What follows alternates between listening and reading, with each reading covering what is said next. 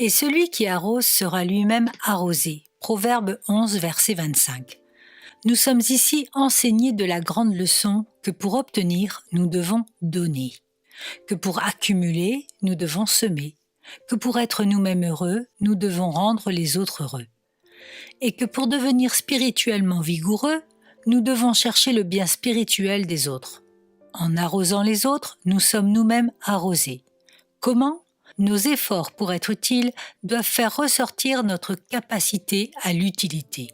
Nous avons des talents latents et des difficultés assoupies qui sont portés à la lumière par l'exercice. Notre force pour le travail nous est cachée jusqu'à ce que nous osions lutter dans les batailles du Seigneur ou grimper aux montagnes de la difficulté. Nous ne connaissons pas les tendres sympathies que nous possédons jusqu'à ce que nous ayons essayé de sécher les larmes d'un veuf et calmer le chagrin de l'orphelin. Nous trouvons souvent dans nos essais d'apprendre aux autres que nous y gagnons de l'instruction pour nous-mêmes. Oh, quelle bonne leçon quelques-uns d'entre nous ont appris à des chevets de malades. Nous sommes venus pour enseigner les Écritures, nous sommes repartis en rougissant parce que nous n'en savions que peu de choses.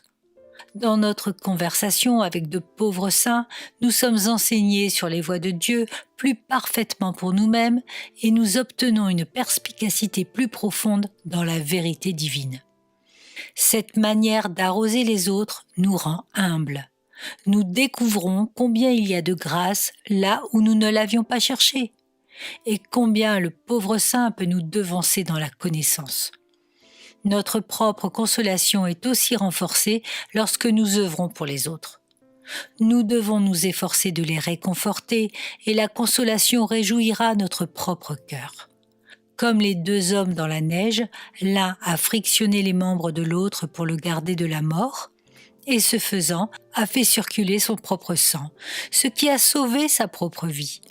La pauvre veuve de Sarepta a donné de son nécessaire pour subvenir aux besoins des prophètes, et de ce jour, elle n'a jamais manqué de rien. Donnez alors, et il vous sera donné une bonne mesure.